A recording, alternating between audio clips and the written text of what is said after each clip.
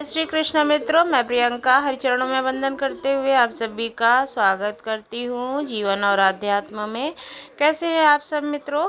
आज मैं एक और कहानी लेके आई हूँ। ये भी अवसान माता की कहानी है, बहुत ही सुंदर कहानी है। आइए कहानी को सुनते हैं। एक गांव में एक भाई बहन और एक भाभी रहते थे। मतलब जो भाई था उसका विवाह हो चुका था, तो भाभी भी रहती थी और उसकी ननंद रहती थी। तो भाभी थी वो अवसान माता की बहुत पूजा करती थी। हमेशा जब किसी के यहाँ से बुलावा आता तो वहाँ जाती और हमेशा माता रानी की पूजा करती, हमेशा उनमें श्रद्धा रखती थी। जो बहन थी वो किसी भी देवी देवता को नहीं मानती थी। धीरे धीरे समय व्यतीत होने लगा। अब भाई ने बहन का विवाह कर दिया। बहन बहुत ही बड़े घराने में पहुंच गई और भाई भाभी तो अपने जैसे भी रह रहे थे उसी तरह से उनका काम चल रहा था, कैसे पी करके। और फिर बहन के घर में विवाह होता है उसकी ननंद का। तो वो अपने भाई को नहीं बुलाती है, सोचती है कि अगर मैंने उनको बुलाया तो हमारी बहुत बेइज्जती होगी सब लोगों में। तो लेकिन भाई जो है वो अपनी बहन के प्रेम में, मतलब बहन से मिलने के लिए ही उसके घर चला जाता है। सोचता है कि विवाह में जाऊंगा और अपनी बहन से मिल भी लूँगा। सोच करके अपने पास जो भी उसके पास धन होता है उसी से तैयारी करके वो अपनी बहन के ससुराल में जाता है। अब उसकी बहन खिड़की से देख लेती है उसे, लेकिन अनसुना सा कर देती है कि जैसे उसने देखा ही नहीं।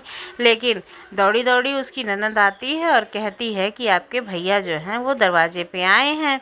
तो बोलती है कि वहीं पे जो है हमारे ससुर जी बैठे हैं, सब लोग बैठे हैं, मतलब जो भी रिश्तेदार आए हैं शादी में वो सब वहाँ पे बैठे हैं, तो हम वहाँ पे उनका स्वागत करने के लिए नहीं जा सकते हैं और उनको पीछे के दरवाजे से भेज दो। तो जब ननंद जो है वो पीछे के दरवाजे से भेज देती है भाई कि भाभी के भाई आए हैं। तो भाई को देखती है तो कहती है कि मैंने तो आपको बुलाया नहीं था और मैं आपके घर भी नहीं आती हूँ, तो आप यहाँ पर क्यों आए हो? तो भाई तो बहुत खुश होता है अपनी बहन को देख के, सोचता है कि बहन तो बहुत खुश होगी। लेकिन वो उसको पानी वानी भी नहीं पूछती और ले जाके कमरे में बंद कर देती है भाई को। बहुत दुखी होता है, सोचता है कि हमारी बहन ने हमारे साथ कैसा व्यवहार किया है, और वो बहुत परेशान हो जाता है। उधर सब नात रिश्तेदार लगे होते हैं, खूब शादी ब्याह होता है, खूब अच्छा माहौल होता है, गाने बजाने सब होते रहते हैं, लेकिन भाई उसी कमरे में बंद रहता है और बहन जो है उसकी ज़रा भी सुध नहीं लेती है। भाई जब दरवाज़ा खटखटाता है तो तमाम तरह के रिश्तेदार होते हैं और उसकी देवरानी भी होती है भाई बहन की, तो वो जो है दरवाज़ा खोल देती है। सोचती है कि पता नहीं कौन दरवाज़ा खटखटा रहा है और घर के अंदर रह जाता है।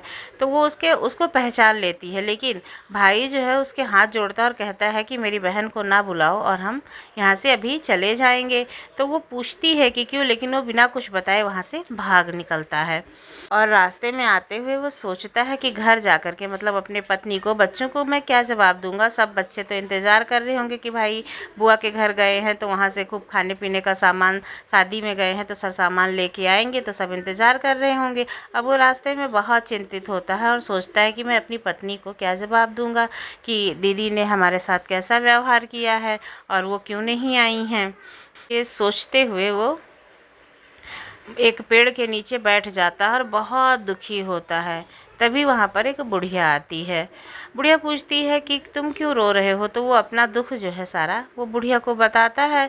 तो बुढ़िया कहती है कि खेत में जो खीरा काकर सब लगे हुए हैं वही तुम अपने झोले में भर लो और अपने घर को जाओ, बच्चों को वही दे देना, कह देना कि यही दीदी ने दिया है, मैं बहुत जल्दी में चला आया और कोई भी चीज़ नहीं दी है। तो फिर वो जो आदमी होता है वो कहता है कि कहीं खेत का जो मालिक है वो आके हमें मारे पीटे ना। तो माता रानी जो मतलब बुढ़िया के वेश में आई हुई होती है, कहती नहीं नहीं, मारे पीटेगा नहीं, तुम इसी को तोड़ करके अपने झोले में भर लो। अब वो झोले में भर के घर पहुंचता है और झोला ले जाके दे देता है। पत्नी भी देखती है कि बड़ा भारी झोला है और ले जाके जल्दी से घर में रख देती है भाई, और फिर पानी वानी देने लगती है। वो पानी वानी घर में पी वी के, लेकिन उनके तो दिमाग में वही चल रहा था भाई कि उनकी बहन ने उनके साथ कैसा व्यवहार किया, और वहाँ से बिना कुछ बोले चला जाता है। जब उसकी पत्नी उस झोले को खोलती है और उसमें से जो खीरा काकर होता है उसको काटती है, तो देखती है कि बड़ा सारा हीरा जवाहरात उसमें भरा हुआ है। सोचती है हमारी दीदी ने हमारी गरीबी पे तरस खा करके ये सारा सामान हमें दे दिया है। अब वो बहुत खुश होती है। और फिर जब उसका पति आता है तो कहता है कि दीदी ने देखो हमारी कैसे मदद की है, और सब लोग रहे होंगे तो उन्होंने कैसे इसमें फल में जो है इतना हीरा जवाहरात भर के दे दिया है। अब वो भी किसान जो है वो बहुत आश्चर्य में पड़ जाता है, वो समझ ही नहीं पाता है कि ऐसा कैसे हुआ। और वो अपनी पत्नी को भी कुछ नहीं बताता है, सोचता है कि भाई ये खुश हैं तो कोई बात नहीं है। अब उसी से उसका बढ़िया व्यापार चलने लगता है, घर बार बन जाता है, वो लोग भी एकदम हर चीज़ से संतुष्ट हो जाते हैं। अब जो भाभी होती है वो कहती है कि दीदी को जो है मतलब अपने ननंद को कहती है कि घर पे बुलाओ, जैसे वो आए तो उनका भी थोड़ा आवभगत करें। उन्होंने मुझे मतलब इतना धन दिया, सब कुछ, हमारी जो दयनीय स्थिति थी उसको सुधारा है, तो उनकी भी आवभगत करनी चाहिए, मान सम्मान देना चाहिए। तो बोलती है कि लाने के लिए, भाई जो है उसको लाने के लिए जाता है। जब वो आती है तो उसकी भाभी खूब खातिरदारी करती है, खूब सेवा सहाय में उसके लगी रहती है। कुछ दिन बीत जाते हैं तो वो फिर कहती है कि नहीं, हमें अपने घर जाना है। भाई जो है एक जूती बनवा के लेके आता है और कहता है कि इसको पहन के ही जाना। अब जूती जो है वो बोलती थी कि गरीब की वैल्यू कुछ नहीं और अमीर का जो है बहुत मान सम्मान। अब उसकी जो पत्नी थी वो समझ ही ना पाए कि जूती क्या बोलती है। वो अपने पति से पूछने लगी कैसी जूती बनवा के लाए हो, इस तरह से बोलती है।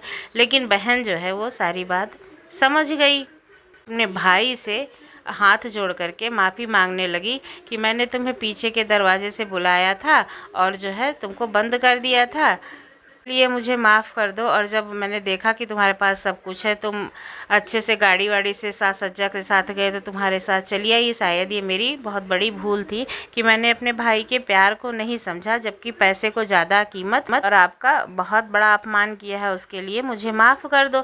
अब भाभी कुछ समझे ही ना कि बात क्या हुई है। तो फिर जो भाई था उसने सारी बात सही सही से बताई कि वहाँ पे एक बुढ़िया मिली थी, उन्होंने ऐसे ऐसे किया था, शायद तुम माता रानी की बहुत पूजा करती हो, भक्ति करती हो, इसीलिए माता रानी ने हमारी मदद के स्वरूप वहाँ पे हमें खीरा काकर लेने के लिए कहा था और उसी से हमारे पास हीरा जवाहरात हुए हैं। अब जो है वो बहुत खुश होती है। और फिर जब बृहस्पतिवार आता है तो वो सबको बुलाती है, मतलब जो भी वहाँ पे रहता है, ऐसे 14 सुहागनों को बुलाती है, अपने नंद को भी रोक लेती है। कहती है दीदी कोई बात नहीं, आपने जो किया वो किया, अगर आप ऐसे ना करती तो माता रानी हम पे जो है दया क्यों दिखाती और इस तरह से हमारे पास सब कुछ कैसे हो जाता।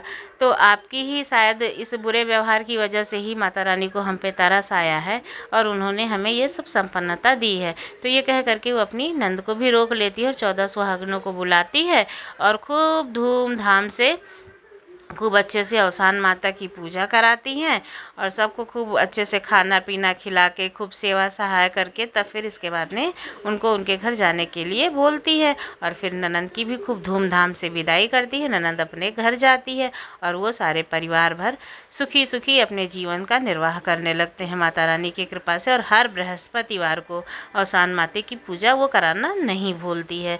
तो इस तरह से अवसान ने उस किसान की मदद की, उस भाई की मदद की। इसी तरह से माता रानी सबकी मदद करती हैं, बस श्रद्धा भाव और विश्वास उनके ऊपर हमेशा बनाए रखना चाहिए। जिस पर माता की कृपा हो जाती है उसकी ज़िंदगी हमेशा संवर जाती है। बोलो अवसान मैया की जय।